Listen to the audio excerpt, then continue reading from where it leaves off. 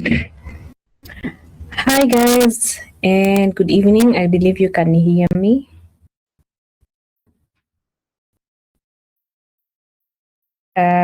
Just ensure you're on mute, unless I've given you a chance to speak.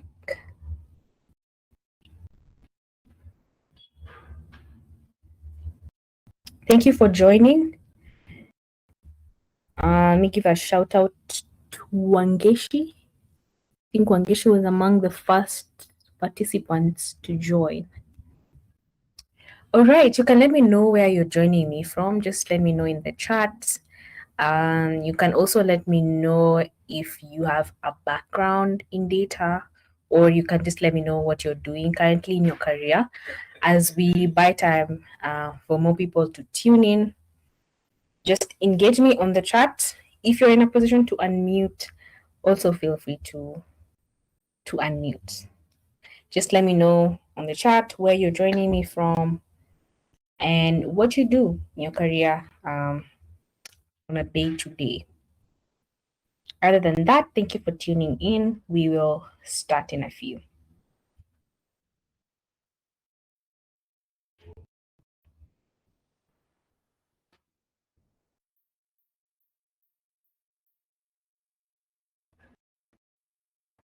Feel free to type on the chat.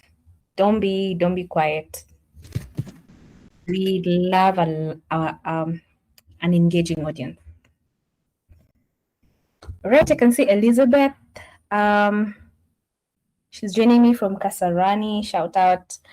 And data presentation via PowerPoint. Keep them coming. I will just be reading them. Oh, now that I've not said where I'm joining from, I'm in Nairobi. Yeah. I'm your host for the day.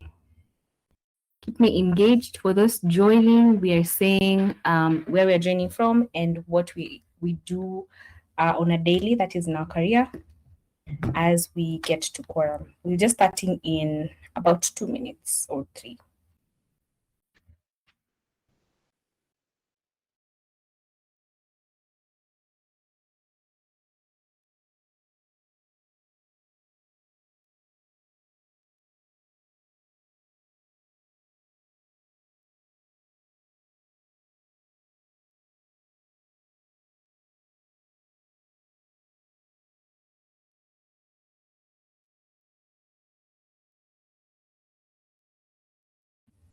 Right, Simon is joining us from Mombasa. He does data analysis. Thank you, Simon. We have Wangeshi joining from Nairobi. She's a product owner or analyst. Thank you for tuning in, Wangeshi. We have like 13 more people on call. Just let me know what you do. We have a UI UX designer from Nairobi, that is Gadui. Thank you for tuning in. We have Masi from Nairobi, data scientist, agronomist. Thank you for joining, Masi. Masi is one of our speakers for the day. I hope you're excited to learn from her. All right. 2 more people. 2 more people. I can see Obonyo. I can see Caleb. I can see.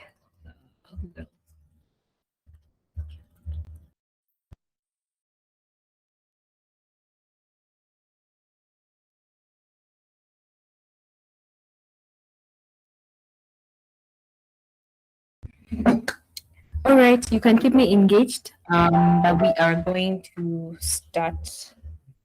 The rest will find us. Kick started. Thank you, Diambo, joining us from Nairobi, programming. All right. So once again, for those who just joined, my name is Grace Mutinda. I handle community here at Zindua School. Lovely to have you here. I'm your host for today. If you're coming across Zindua School for the very first time, go ahead and let you know what we are all about. Zindua School is a coding school. We are based in Nairobi, but we also offer virtual classes. I can see someone is joining us from Mombasa. You can feel free to explore our virtual classes. Our vision as Zindua School is to become the alternative to technical university education in Africa. We take pride in personalization, something that not most bootcamps offer. And we also offer flexible financing, which is also a plus to encompass everyone with different financial needs. All right, straight into our webinar for today. It is inspired by an upcoming 30-day challenge. So I will talk about that later on, but I'm gonna share the link on the chat regarding the challenge. I'm gonna talk about it later. But to go straight into the agenda of the day, so that we don't go late into the night. I know we are tired. Tumetoka kazi. Yeah, our topic today is on data storytelling, creating dashboards that resonate, inform, and inspire your boss to action. Not just your boss, but whoever you're sharing your insights to. Right? We have two amazing speakers on call. We have Mercy Mwangi. I'm sure you've seen her on our poster. She's one of our technical mentors, our data science technical mentors. And then we have Charles Moruji. If you're active in the tech space, I'm sure you have seen him a lot. He shares his insights, several different tech initiatives. He is an AI, ML engineer, also a data scientist. So without further ado, let me, I'm not sure if Mercy is still on call. Yeah, she is. I would love to hand it over to Mercy to speak data to us. Mercy, if you can. All right. Thank you so much, Grace. Happy to be here. Thank you, everyone, for joining. We are 18 strong. I'll just get straight to it. Let me just share my screen. Here we go. All right. Just a thumbs up if you can see my screen. My screen is Grace. You can see my screen, correct? Yes. Perfect. Okay, so the topic of this webinar is we're going to do a deep dive on what we mean by data storytelling and why data storytelling is important for you as an analyst, for you as a scientist, and for you as a data professional. And I'd go as far as saying I'd go as far as saying as data storytelling is important for anyone who handles data, extracts meaning from data, and is responsible for communicating the insights or any patterns that have been uncovered from that data. So it's not just for data analysts, it's not just for data scientists, it's anyone who handles data, whether you're handling it on Power BI, whether you're handling it through Excel. I've seen there's an example, there's one of our participants who've mentioned data visualization in PowerPoint.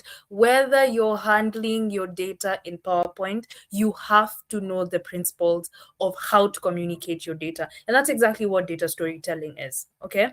So the focus of this webinar would be, how do you create dashboards? And I'm going to scratch that word dashboard.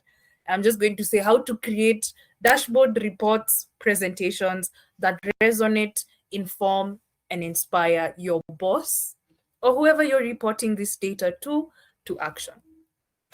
A little bit about myself. As Grace has mentioned, I'm a data science technical mentor at Zindua, and I have a background in agriculture, so I work at the intersection of agriculture and AI, and as such, I'm a fellow with a Dev Global program called the AGX AI. So that's all about me. All right, let's get into it. What is data storytelling? And I won't give you a definition, but rather I'll give you a scenario that when I was starting in data, I found myself in like quite a lot. So the reality is there is a problem in how information is consumed. Call it it's Twitter, call it it's skibidi toilet, call it it's our phone scrolling. Humans just don't consume information as well as they used to, right?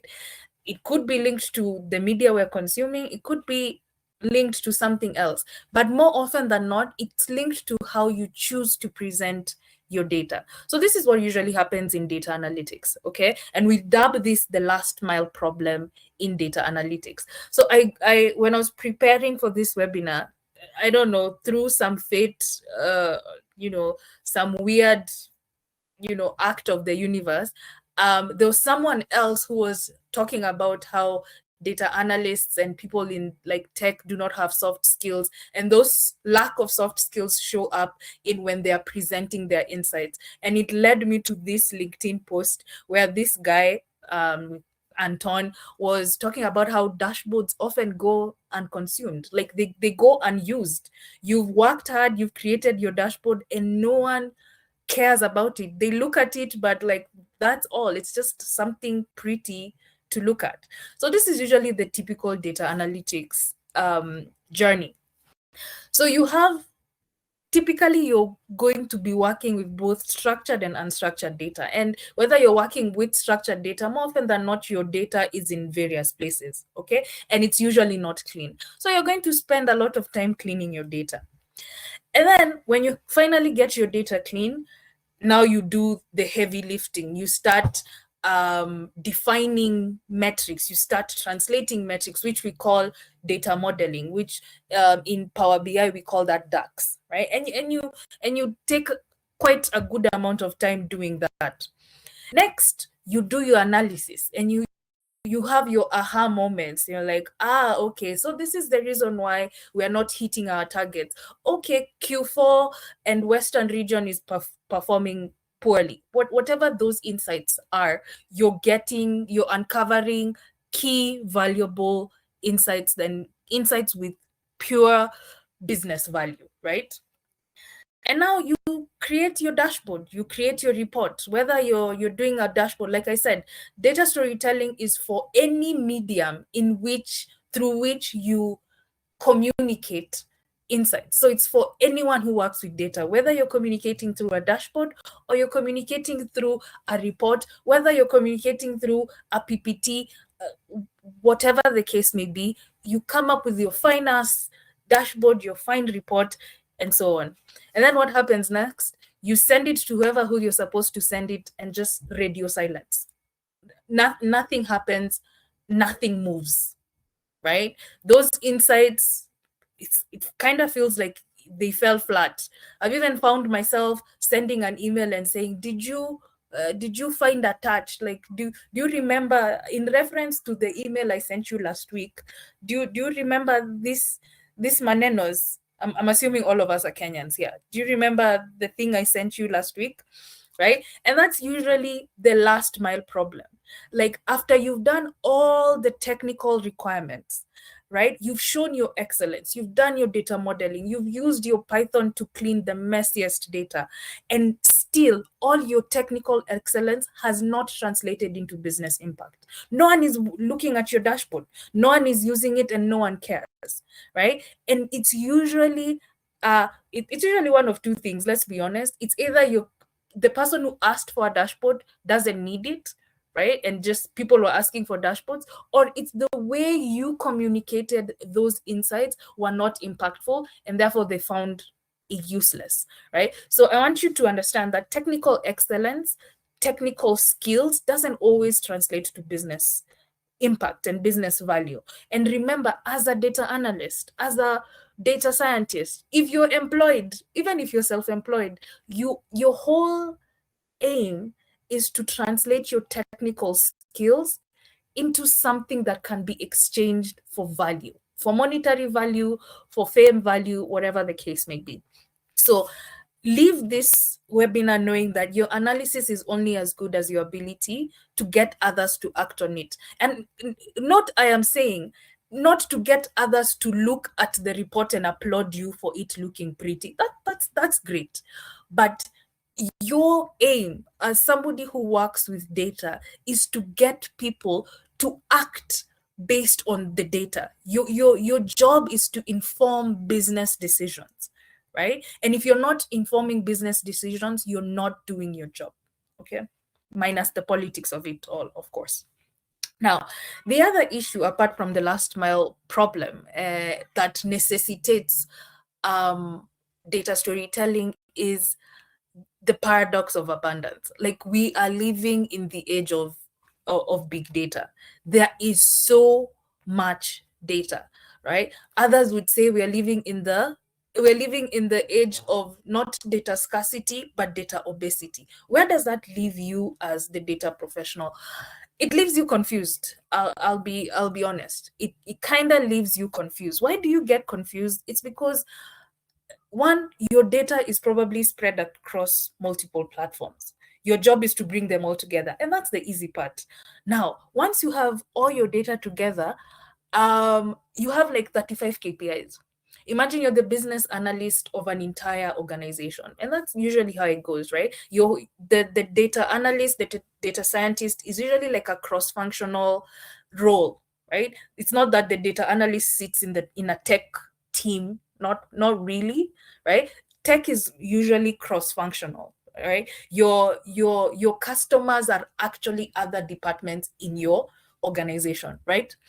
So the problem is that department has like 6 KPIs that are completely different from that other department. If you put that all together, you have like 35 metrics and lots of data. You get confused. You will definitely get confused. And then you start wondering, okay, I'm going to create a report. I'm going to build a dashboard that's gonna make all these people happy. Let me give you all the information, because the more information you have, the better you are at doing your job. Wrong. It's not always the case. I'll tell you, even when you're doing your machine learning models, for those who are data scientists or interested in that, it doesn't, the more the data doesn't always mean that your model is going to perform better if you feed it with more data. All right. So the reason why you need data storytelling is, one, for you to be able to communicate in a language that drives impact, right? And you need to be able to communicate the way, in that type of language, right? We'll get to it.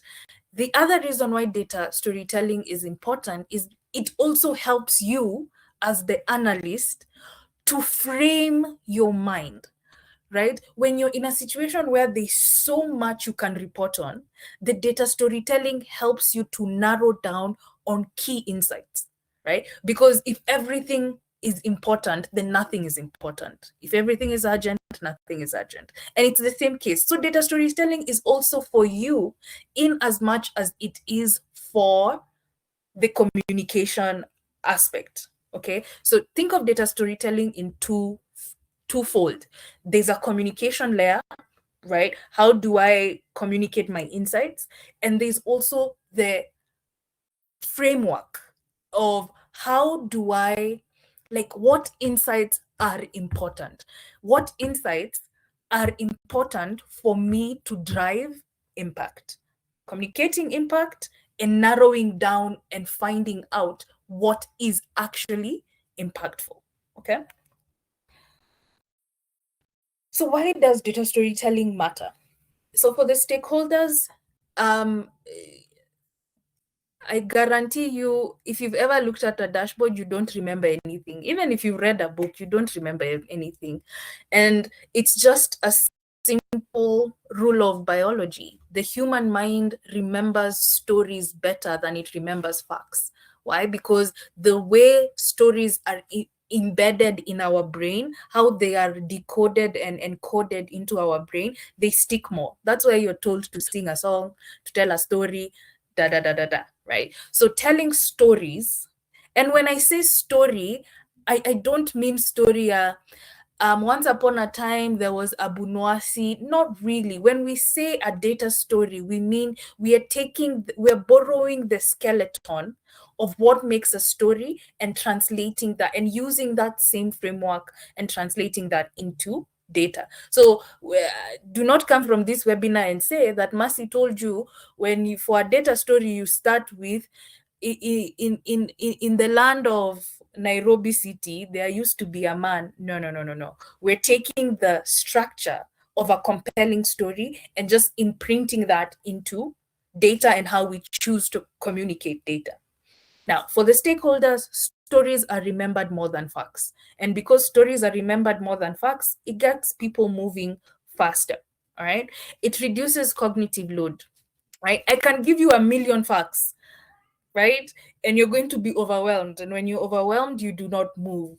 Okay. And then it also creates an emotional connection to the data by explaining the why, the so what, the then what, and that's sort of thing. It's also great for you as a career because it distinguishes you from the guy who's purely technical, right? And if you're distinguished from the guy who's purely technical, I guarantee you're going to be invited to the big boardrooms, because with data storytelling, you learn to speak the language of the guys at the big boardroom. All right.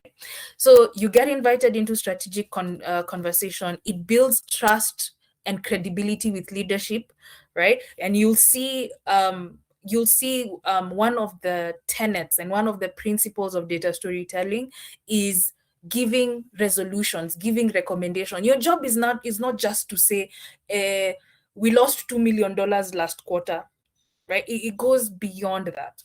And then it turns insights into influence. Again, we're here to communicate impactfully. And it's also great for the business. It accelerates the time from insight to action because the stakeholders remember the facts more and they resonate with the facts more. It increases ROI on analytics investment. And I want to take a minute there to really emphasize something. Nowadays, an AI agent can query a database for a company and answer any questions. And therefore, in the data space, especially in the business analytics space, a lot of people are questioning, do I really need a BI analyst? I can literally ask the AI, right? This AI agent is connected to my company's database. I can literally ask this AI to write a report for me as detailed as possible. So ROI means the return on investment on analytics. If you're able to communicate in a compelling and impactful way, you are a step further than AI, because what an AI can do, an AI can crunch numbers and come up with graphs and even a dashboard, guys. But an AI doesn't, it can only go so far. An AI doesn't know how to communicate impactfully. Maybe it does. We will get there soon, but it's just a good way of differentiating yourself from a typical agent or somebody who just only offers technical expertise.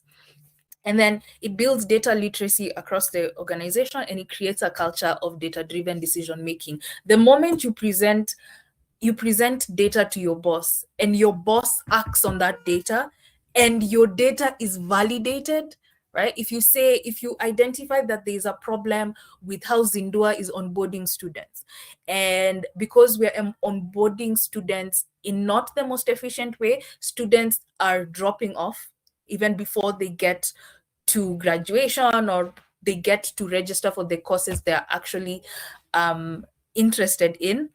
If you present that issue to your boss and measures are taken to rectify that issue, that is a canon event for that company from that day onwards. That company automatically gains a culture of data-driven decision making.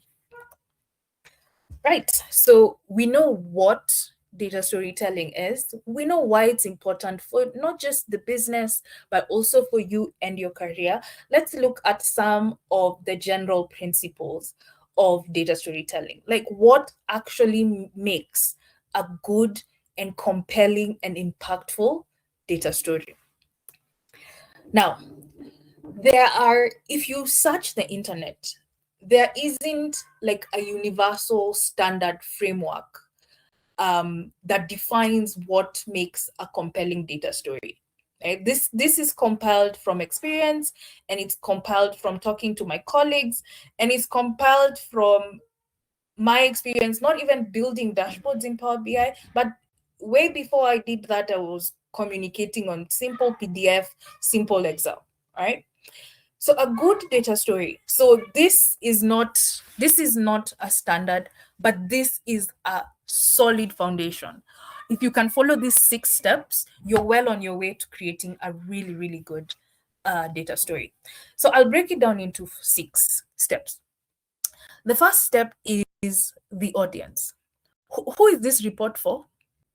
What does this person care about, right? And then the next is context. Context is where are we now, right? Context is background information, historical information, introduction, okay? And then the narrative. And we'll get into how to build a narrative arc. And then the visuals, okay? You just don't put a chart for the sake of a chart, right? There is the every visualization you use needs to have its purpose, serves its purpose. And then there's emphasis. How can we use color? How can we use scale? How can we use size to emphasize a key insight? And lastly, all data stories end with action. What are your resolutions? What are your recommendations? And we're going to get into what makes a good recommendation. Don't just say Zindua needs to onboard students better. Like, okay, is that it? Is that what you have for us? Okay, and we're gonna go into each of these 6 steps. So number 1, you need to know your audience, right? Before you look for the data, before you start collecting the data from all the various sources, who are you speaking to? Who is reading this report? The person is your audience.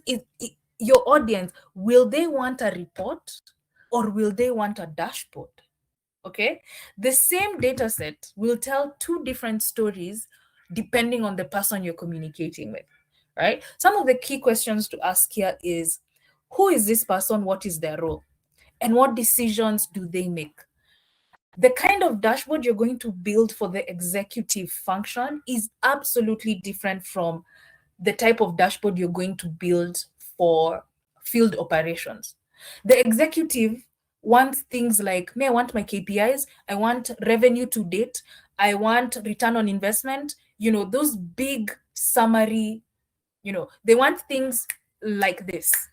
Okay, but the person who is in field operations wants to know, what's my turnaround time? How many people do I have in the field? How long are, they want to know like things on a daily scale, right? Because field operations is something that's happening on a daily. So they want insights on a daily. But the person at C-suite wants quarterly. How did we perform quarter 1, quarter 2? Me, I do not care what happened on the 25th of January. I just want to know, did we drop the ball? Are we hitting our targets per quarter or not? Okay, same data, completely different metrics that you're deriving from the data. What is their data literacy?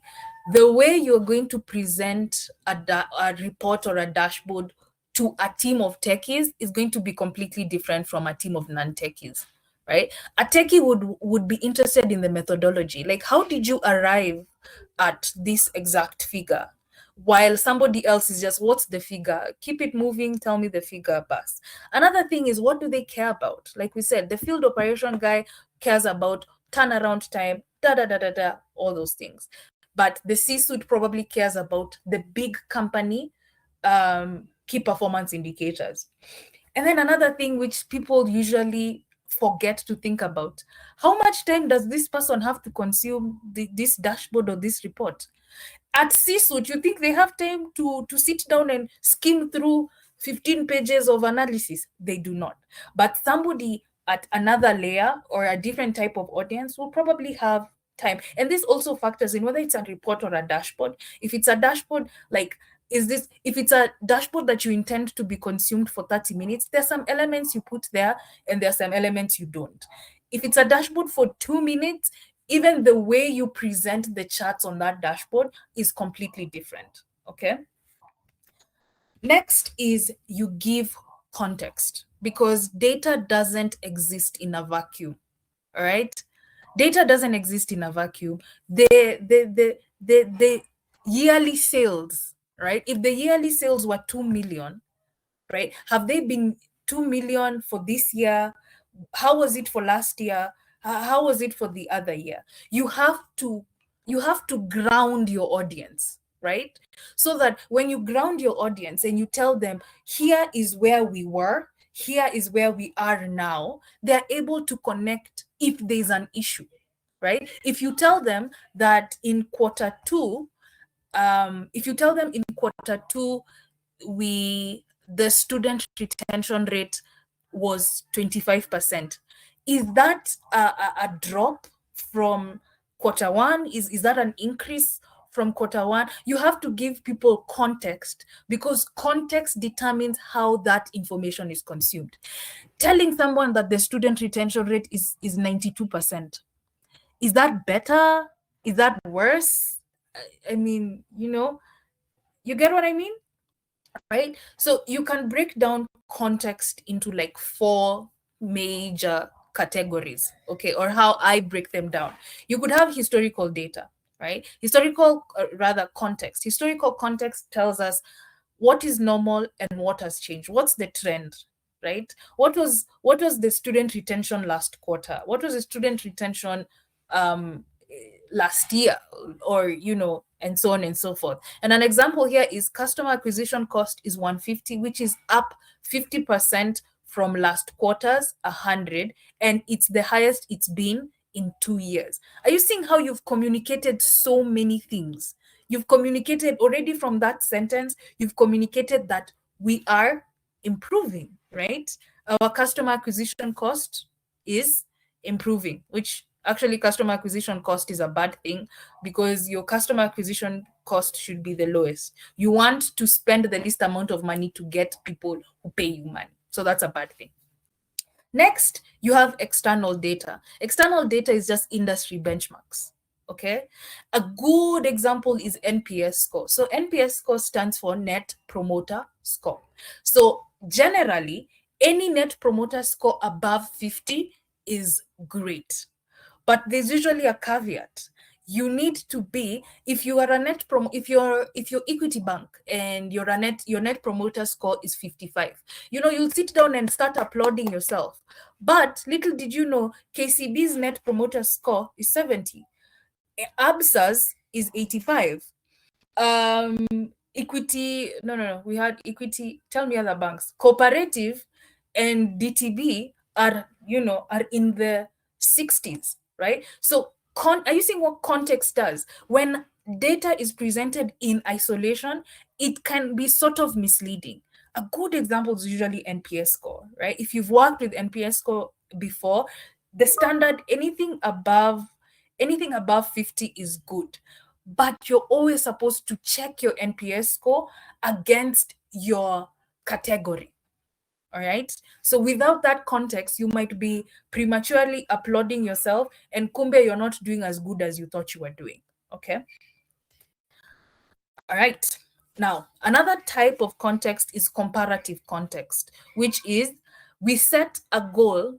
As Zindua, we said by quarter one, we want to have enrolled 100 students. We are at 50, right? Even if this 50 is 100% more than last quarter, we're still not hitting our target, okay? And it also communicates that, like, how are we stacking up against the internal goals we've set for ourselves? And then you have business context. And business context is about what are the changes in our operations that we've done that can help us understand and interpret this data. A really good example is, let's say you launched a product, you launched a new app, right? What example can I give? You see how M-Pesa did the M-Pesa application? It did like a whole revamp and it changed things, right?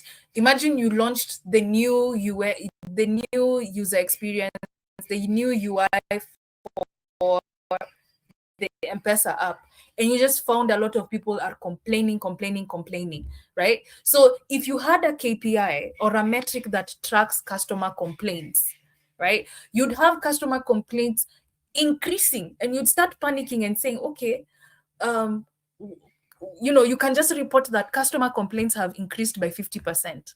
But what's the context behind that? The context behind that is that we launched a new M-Pesa app, and it makes sense that, customers are not going to be familiar with the UI, and therefore they're going to be there.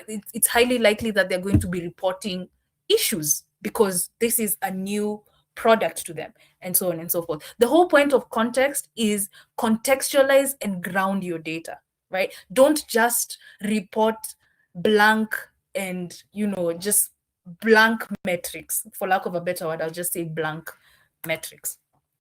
The next thing you need to do is construct a narrative arc.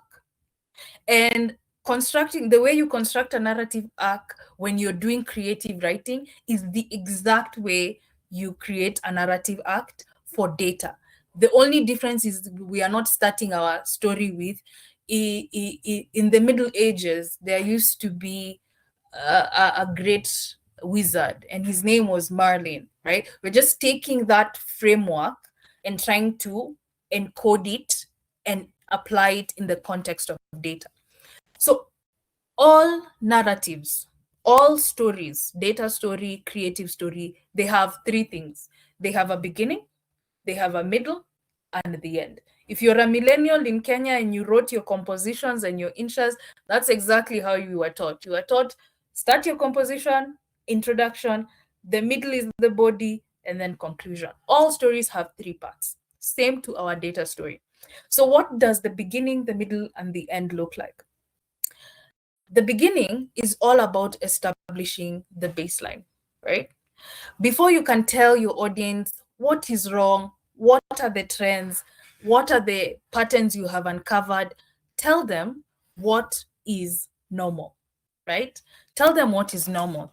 By normal, I say establish a normal state. For example, for the past 3 years, customer retention has been stable at 92. So that when they see something, it makes it easier for them to identify any anomalies, and then introduce the question or the goal, right?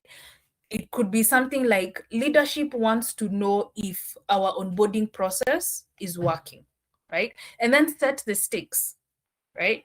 Say, if we do not fix, if we do not fix this retention problem, or rather, by setting the stakes, you kind of quantify why caring about retention, customer retention, is important. And you'd say something like, retention directly impacts like our baseline or our bottom line and our profit margins, and you give that context. Okay, that's the beginning. Next, we have conflict and tension in the middle, right? So at this juncture, you present any anomaly, any shift in trend, any missed target. And it's very important for you to use colors and the correct visuals in order to create a sense of urgency and also to emphasize what you need to emphasize. If there's a trend you're worried about that's going way too fast, emphasize that.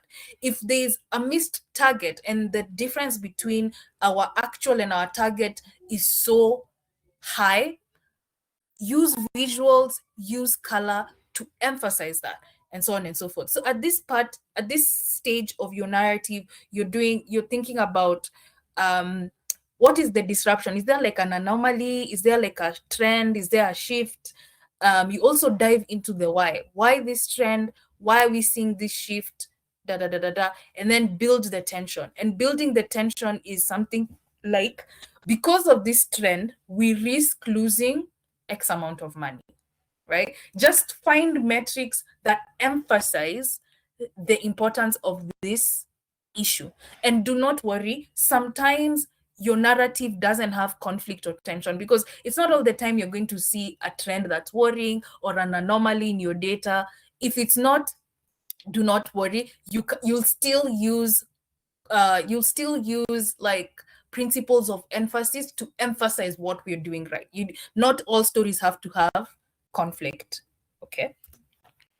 And lastly, resolution. Okay. So resolution is what now? Okay. Tell us, what did you find? What can we do about it? Right? What have you proposed? If we do what you have proposed, what's in it for the business? And businesses always speak in money, right? So tell us the insight. Say, we noticed that anytime we launch a product, there are a lot of customer complaints. Why is that? Because the product is new, the customer is not familiar with the UI of the product. So what is the solution you propose? I propose that anytime anytime a customer downloads the application, they should be taken through a very small tutorial so that they can get familiar with the interface of the new product. And how much, what will that mean for, like, if we implement that, what's in it for us business wise? You can try and, like, hypothesize or find out statistically what's in it for the business. Okay. Now, the next, after you do your story arc, you have to be very careful. Now you have your story, you have what you want to communicate, you have where you want to emphasize the tension, the insights you have uncovered, and you have the recommendation. Now it's time to translate that story into something visual to make it easier to be digested. The problem we see is people get so overzealous when it comes to visualizations. You end up with a visualization that looks like this. It's cute. It makes for a good tweet, but I mean, it's junk. Can you tell? I can't even tell what the y-axis is, the x-axis is, what is on the y-axis, what is on the x-axis. It looks good, and it's good for sensationalizing that we have monstrous costs, but it still doesn't communicate. If any visualization doesn't help your audience understand faster, if it leaves your audience with questions, kill it. It does not need to be there. You need to use your visuals purposefully. There are charts that communicate certain things. There are charts that do not communicate certain things. There are charts that if you have like 9 things, if you have 9 categories, what are you doing with a pie chart? If you have categories whose proportions are, even if you have 3 categories whose proportions are more or less the same, you cannot use a pie chart. Your visual should never leave the audience asking questions.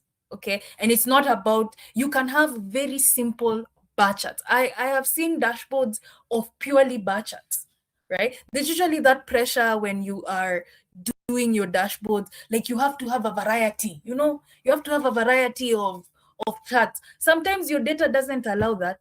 Just do your bar chart, but do it neatly, do it crisply, do it perfectly, communicate your insights. Okay. So all visuals must be purposeful.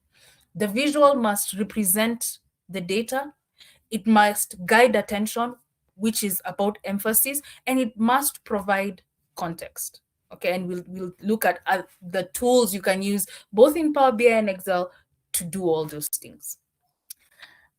Now, I want to show you an example. I want 2 people to answer me. From the looks of it, no, let's just skip to this part. Which is a better dashboard, the first or the second?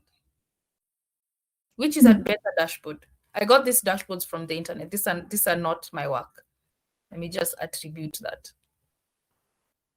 Right? I assume the second one is a better dashboard, right? Exactly. The second one is a better dashboard. Are you seeing it's more or less kind of using the same type of charts, right? And it's coherent, It's clean, it's neat, and it's focusing on a few metrics. In this one for London, I'm not even sure where to look, where not to look. I'm not sure what it's communicating, and it's communicating everything at once. Like I said, when it comes to visualization, less is more. Get to the point.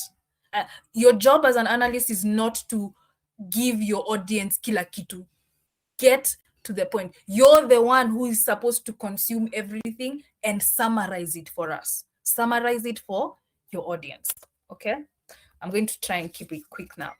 Next is emphasize your key insights. Yes, you have a visualization, but what can we do to optimize that visualization? Fine, you've done, you followed all the markers. You've used the right visualization. Your dashboard is not too clunky, it's not too busy. But how can we take those visualizations to the next layer? Emphasis. Emphasize what you think is important. Your audience will forget 80 to 90%. And I think even that was a generous metric, right? And your job is to make the important things hard to miss. And you do that using color, you use that using size and scale, you use that using position and placement. Yes, the human eye, when it looks at a page, there is a place it automatically goes to, and then it goes on a line, and then it goes down. It's called like the F pattern, but there are many other patterns. The point is, when you're building a dashboard, there is a way to organize the real estate of your dashboard to communicate impact as efficiently as possible. You can use annotations, you can use typography, bold this and bold that, italize this, and so on and so forth. And lastly is the then what. It's like your dashboard is great, alafu, your report is great, but then what? Remember, your role as an analyst is not to point out what is wrong. It's not to identify trends. It is to uncover insights and extract value from them. That is the point. You are not a radio presenter. You are not to say X in amount in this quarter. Your job is, you're called a business intelligence analyst. What intelligence have you extracted from the data that can help this business, right? And some of the things you need to do is resolutions or recommendations. And your recommendations should be concrete and precise. For example, we should improve customer onboarding. Right? As opposed to make tutorial completion mandatory in the first login with a progress tracker showing 7 steps. Concrete and precise. It shouldn't be, it shouldn't be just broad. Okay? You're the one who's interacted with the data.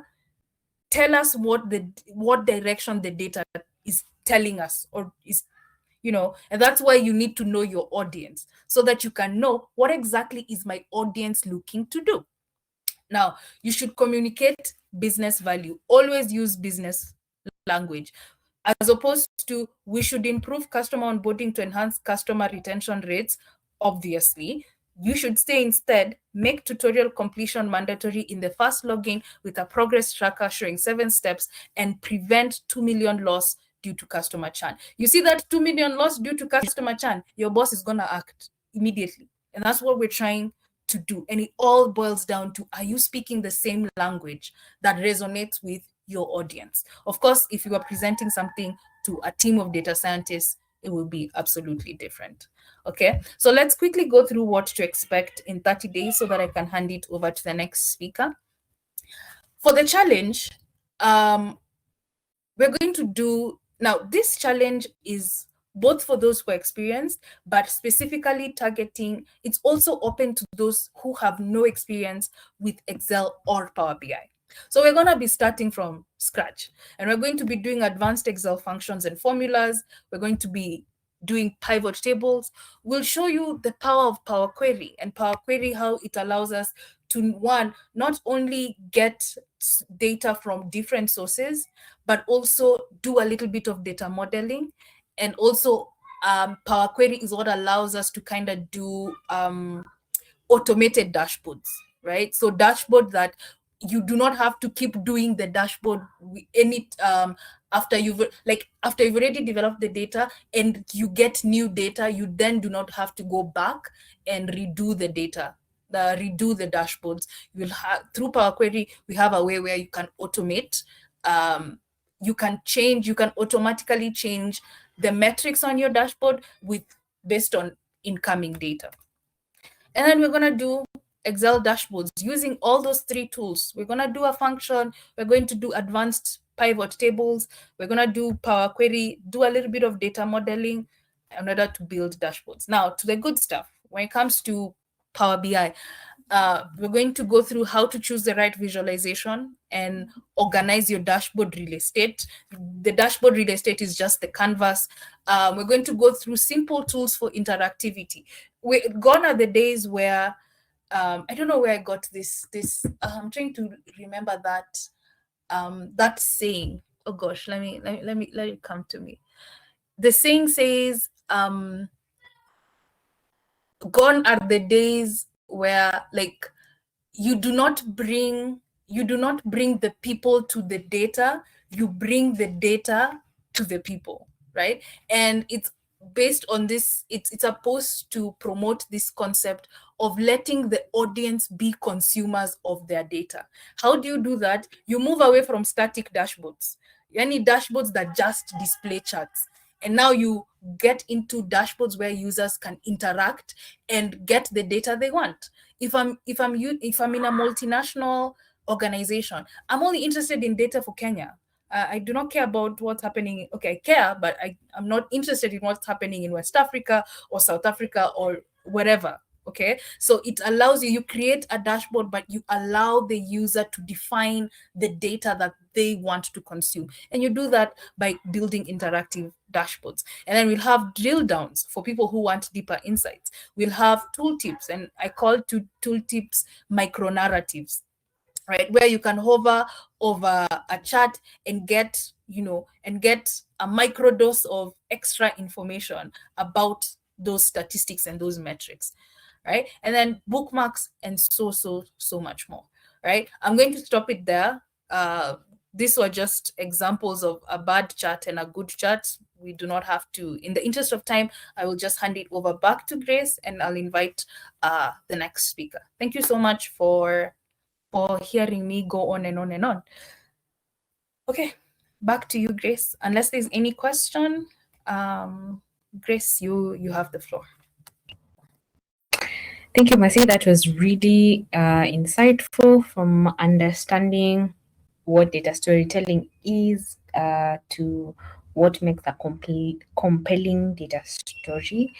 I believe who is he? I believe Charles is still on call. He's our next speaker. Without taking much time, I'll just hand it over to him. I will share the link to the data storytelling challenge on the chat. I believe Mercy has shared what is going to be covered in the challenge, so feel free to sign up. There is the link. If you have any questions, feel free to ask away. Over to you, Charles. Hi, am I audible? Yes, you are. There's a little bit of background noise, though. Oh, okay. You forgive me for that, because I'm in a bit messy area, but I'll try to make my sound high. So, thank you for the opportunity to give me this chance to maybe share on my storytelling insights. So, my name is Charles Moruri, and I'm a data scientist. But for tonight, in the next like 20 minutes, try to actually be like a translator. So, who is a translator? Is someone who tries to turn boring numbers into business moves or insightful things that can make managers or anyone you are trying to sell the idea to buy the idea that you are trying to sell. So, from the dashboard that the previous speaker showed, so we all try to build dashboards that look like a cockpit of a Boeing. Or is it just me alone. The first time I was building dashboard, I tried to have a lot of patterns, lots of colors, and it looks it looked nice to me. Uh, I thought others could look the same way, but now a boss or someone who you are trying to sell this idea to would like to look at it for 5 seconds and say, so are we making money? Are we making profit? Are we making any good thing out of this, whatever we are doing or not? So tonight we'll try to fix that with the team that we are given by the organizer of the event. Uh, the first thing that I'd like to share is we all try to have the mental shift of however who's building this dashboard or however you are trying to show these dashboards to. So before you open any Power BI or Tableau platform, I'd like you to imagine of a spreadsheet. It's full of data, full of names, full of links, and versus to a clear GPS map. Imagine you are given a map that is clear. You're supposed to move from, let's say, Nairobi town to Kaongani, for those of you who know this place. So you need a clear map. So most of the people build dashboards like these spreadsheets, they just dump data. Like the first dashboard that you saw that was green, had London, had time, like it had data dumped into it as compared to the other dashboard that you saw. So the other dashboard is what the boss want to see, like a clear GPS. Like so the boss or the person who you are selling this idea to or the dashboard that you're showing to guys, they want to know where are we in doing this business, in whatever we are doing. They want to know if there risk or traffic ahead. Then the last point is which exit will we take to maybe have the profit that we need or anything. So if your dashboard doesn't answer this in 10 seconds, you haven't built a tool. You have built, let's say, it's like a core. So the next point was the practical build and anatomy of a resonant dashboard. So because I don't have any slides that uh, maybe I might be showing, I created some, but they didn't look nice to me. So I'd like us to imagine in our minds that we are trying to analyze a retail chain. So keeping in mind that we want to have an anatomical resonant dashboard. So the first point we need to know is the headline. At the very top, you need to put like big numbers, no charts yet, just numbers. An example is just have like $4 million with a green arrow upward. Then have the next point, let's say customer acquisition cost, that is $45. Then put a red arrow up. So you all know that red is a warning, right? So and then maybe have like a net profit of 12%. So with whatever I've shared, just think of this as let's say a newspaper. You see, like yesterday we had seafood on the first page of the newspaper. So I want you to also have this, whatever we said, and imagine now the boss closes the laptop, or however you are sharing this idea, closes the laptop, right, away. They already know the vibe of the business. If this is whatever you are showing, like you already got their attention with the headlines that you put in your dashboard. So the next step is you need to know the why. Now, after whatever you've shown, the boss will ask, why is our acquisition cost up? So we are $45 up. Uh, I always place a trend line which shows the cost spike exactly when we started the year campaign. So this trend line, I didn't use like 10 different colors. Maybe I decide to use gray and red only for the spike part. Your eyes will go straight to this problem, that is the red color. Stay with me, don't like, we are trying to imagine whatever we are creating, then we'll get insight. So we've tackled the headline, the why. Now step 3 is the reason. Finally, we need to break down in a simple horizontal bar showing, let's say, a marketing spend by channel. So you all know your horizontal bar, right? So an example of this insight that I can give is, let's say we had Facebook ads versus Google ads. So Facebook ads are costing triple what Google ads are. So you can imagine how that horizontal bar chart would be. So then from whatever we saw in the previous dashboard that we said good, it had these all 3 qualities that we are saying. So the next point is there is a strategic layer.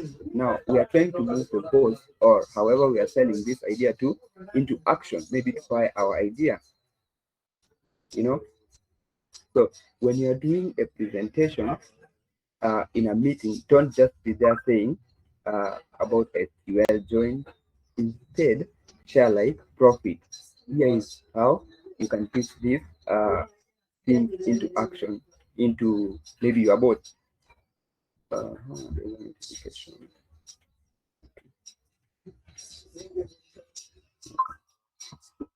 I'm trying to say, here's how you can, after you've shown the 3 ideas that you learned, so you need to show the goal what after the narrative that is given.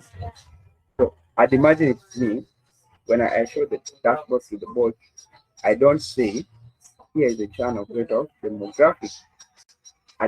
I'd be direct to the point, catch his or her attention. We are losing, let's say, 20,000 every week in Western region of whatever I'm trying to share, because our delivery times increased.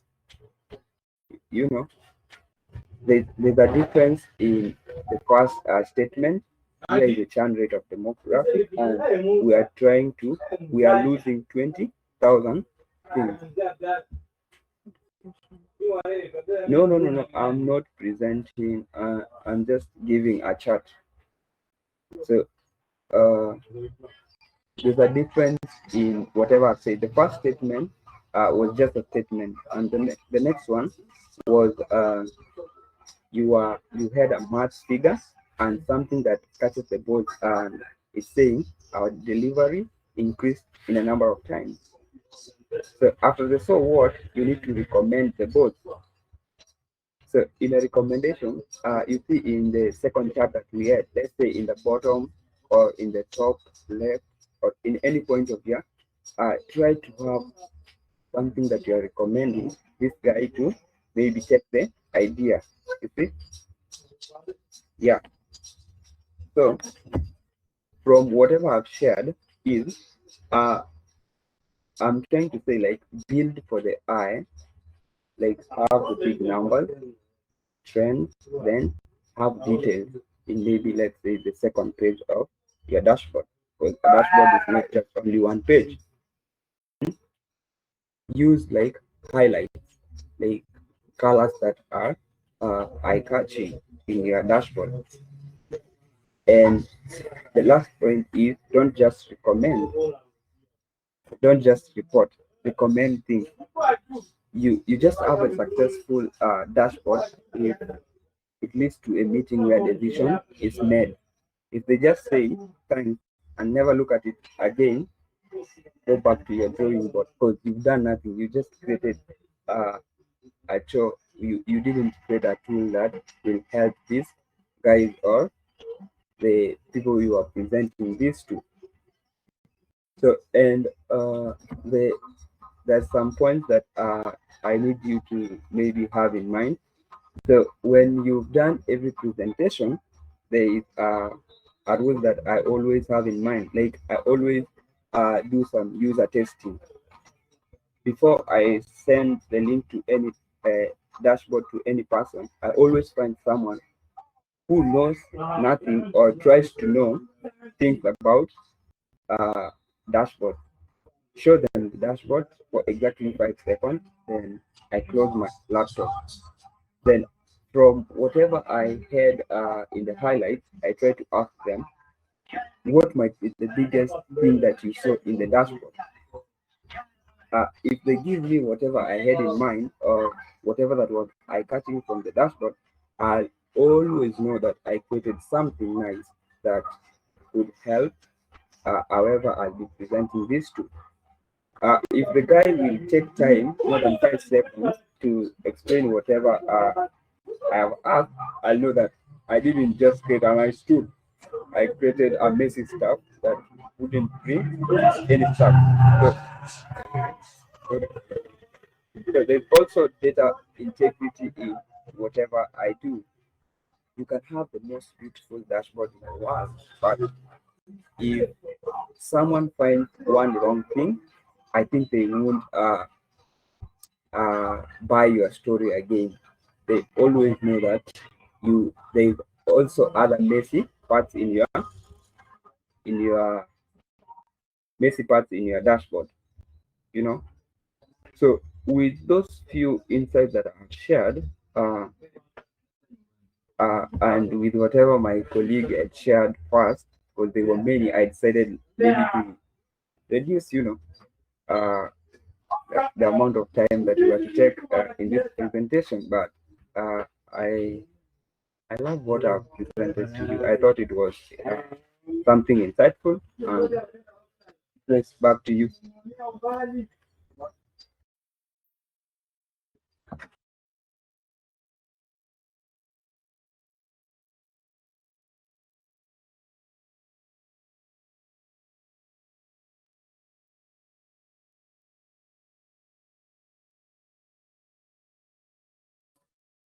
Charles, I like the idea of like doing like a short test with before you share your dashboard, like get somebody to actually give you feedback before you share. That's something I'll carry with me as well. So I guess the next cohort enroll what's it called? Enrollment into the next cohort of the 30-day challenge is ongoing. Classes will start on the 16th with like a brief onboarding and then access to Zindua LMS, where you will be, which is the platform where where we are going to be delivering the content. I will be one of your instructors, together with 3 of my other colleagues. I really do look forward to seeing anyone I'm going to check the participant list, and I genuinely look forward to meeting you guys on the other side. So where you learn deeper about data storytelling. There's so much more. There's this assumption that data storytelling is almost like maridadi and kuweka flowers kwa dashboard, but it's so much more than that. Data storytelling is literally a framework in which you can use to sort through data and like narrow down your analysis in order so that you make sure that you're communicating in an impactful way. It's not just about color yellow and matching your gradient colors or stuff like that. It's so much more. And yeah, I look forward to seeing all of you. Grace, I'll hand it back to you for you to close for us. Grace, are you there?